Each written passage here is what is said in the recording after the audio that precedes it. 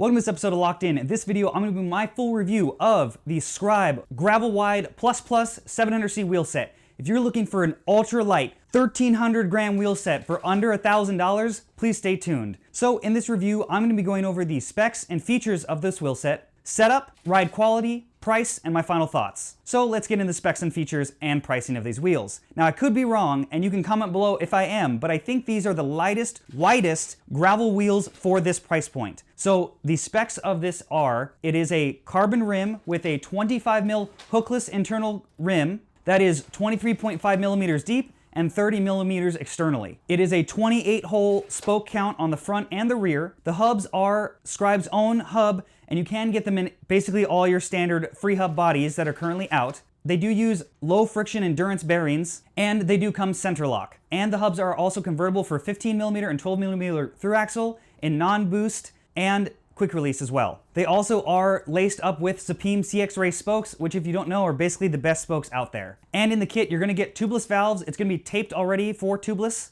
You get 4 extra spokes and 4 extra nipples, as well as a set of center lock to 6-bolt adapters and a 10-speed spacer. As far as weight limit goes, they do say the combined weight, meaning you plus all your gear and your bike, should not exceed 115 kilograms, which I believe is about 230 or so pounds. But that means you can still ride them, you just might have to true the wheels a little bit more often. Which leads me into price. All of that spec, that 1,316 gram weight, all for $999, which is insane.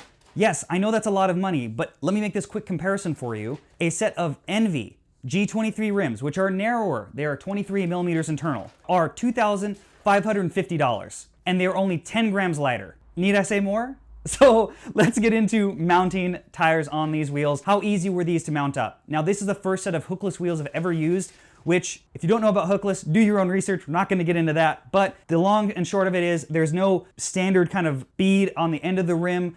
It has no hook, so you can only run tubeless tires on these wheels, but that's essentially all that I run currently anyway. But installing tires seemed easier. Now I have ridden 2 sets of tires on this. I have ridden my 700x50 WTB Ventures as well as my 700x43mm Panaracer SS's on these wheels, and both of them mounted up really easily. I did have a recent bike crash that you may or may not have seen if you've been subscribed to this channel, and even after essentially, I think it was about 6 weeks or so, the tires actually held very similar amount of air and only leaked a little bit. So these actually held up a lot better than I initially thought. Being hookless, I thought maybe they wouldn't retain air as much because there's not as much holding the tire on, but again, in my experience, it's been great. Now let's get on to ride quality. These wheels at this light weight, especially depending on what you're coming off of, are gonna feel like your bike is 5 pounds lighter. Not joking, they're not paying me to say this. They did send me these set of wheels to try out, and honestly, it's a game changer, especially if you're on a standard set of wheels on your bike. 1,316 grams on average, even for a high-end bike. Unless you're buying some type of S-Works or top trim model bike, these are still gonna be an upgrade from pretty much anything that you're gonna get, even with a carbon rim from a manufacturer of a bike that you're gonna buy. So no matter what, these are gonna lighten up the rotational weight on your bike. That's always gonna make your bike feel a lot lighter than it is because that's weight that you're constantly having to move. So I tell people, which I've mentioned more on this channel, it's like taking ankle weights off when you're running down the street. You still can run and still push just as hard, but it's just easier for you to maintain speed and get up to speed. Now technically on the downhill, that's where aerodynamics or high speed, the aerodynamics of this wheel come into play. And since the rotational weight is less, they might not hold speed as much, but honestly, in my opinion, I'd still take a lighter weight wheel over anything else. Now it's gonna lead me a little bit into the ride quality of it. This shape of rim is more of a mountain bike style rim shape in my experience. It's not as rounded as I honestly would like it to be, so it's a little bit more aero like some of the more modern wheels, but in my experience, this style of kind of more boxed off shape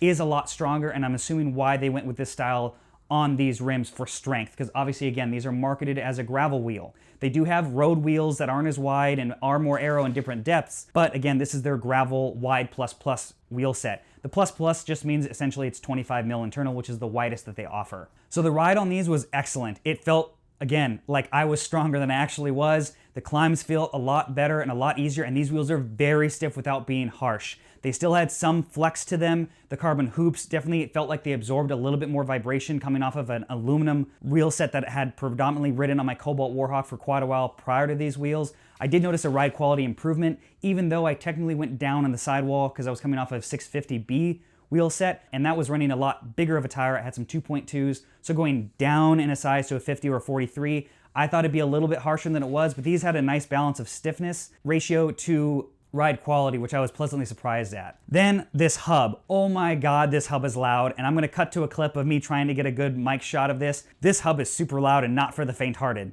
So listen to this.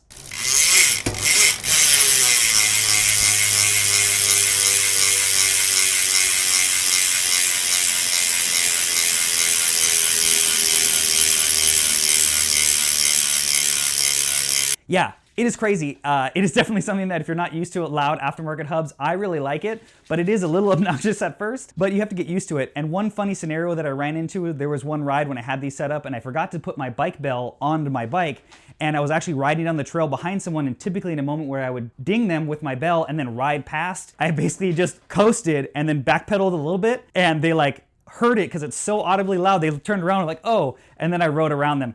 Dead serious, that happened to me, and that's how loud these can be. Basically like an emergency bell in case you forgot yours on the trail. So let's wrap up with my final thoughts. Is this a worthy upgrade, especially for the price point at $1,000? Yes. Again, put it in the comments below. I think you'd be hard pressed to find, again, the exact rim width, weight overall, convertibleness of the hubs, hookless, all for under $1,000. I don't think you can. Now, this company is newer, but they still offer a warranty on these wheels, and they do have a crash replacement program. The warranty is 3 years, so no, it's not lifetime, but 3 years is still a long time to beat on a set of wheels. You can read all about that in the description below, where I'm gonna have their website listed. And they do offer other wheels that aren't as wide as this, and they do have an alloy set of gravel wheels as well. So if you're looking for something a little bit more affordable, check those again in the website below. Do I have anything really negative to say? No. I even, again, crashed on these wheels, and they're basically still dead nuts true. The rear got out of true a little bit because I smacked it on the ground, basically stopping from 15 miles an hour to dead stop and fracturing my shoulder. They're still definitely true enough to ride. And that's something to say, and most reviewers aren't gonna say, yeah, I've crashed on these and they're still great. So I hope you take that into consideration with how strong these really are. And again, I can't recommend them enough. If I could change one thing about them, again, that would just be the rim shape to be a little bit more aerodynamic. At those higher 20 plus mile an hour, they don't feel as fast as a deeper section or just a more arrow-shaped rim that I have ridden on the same bike. So there is a little bit of wind buffeting you're gonna feel there, but again, that's only gonna be in that, I'd say 22 to miles an hour plus, where it's gonna feel like it takes a little bit more effort to cut through the wind. But realistically, that's the only kind of suggestion I would make if I was gonna make these for myself or redesign them in some way. And lastly, let's just talk about the hub. I was really impressed with the quick hub engagement of these wheels. Now, you can really hear it in how the wheel sounds, obviously with the sound clip that you heard in this video, but really with a gravel wheel set, having a high engagement hub is gonna give you that really quick engagement when trying to negotiate quick technical trails or switchbacks on the bike. And this is really gonna be a game changer if you're coming off of a bike that has a stock wheel set or a lower engagement hub. Now, yes, this does increase a little bit of drag as far as when you're pedaling or coasting on the bike compared to a lower ratcheting hub. But again, for a gravel wheel set, I think having that higher engagement is gonna actually make the bike respond a lot faster and be a lot easier when trying to negotiate technical trails where you're kind of on and off the pedals quite a bit. It's gonna take less of a pedal rotation to engage the hub and get you moving forward. So I hope you like this video. Please make sure to comment if you have any questions about these Scribe wheels in the comments below. If you haven't already, please make sure to subscribe and turn notifications on, as well as give this video a like. You can follow me on Facebook and Instagram, as well as you can support the channel and pick up some cool Slow But Look Pro, Is My Bike Okay, or any other Locked In merch, as well as you can support the channel via Patreon. Links for all those things are going to be in the description below. And thanks for watching another episode of Locked In. Let's get locked in today.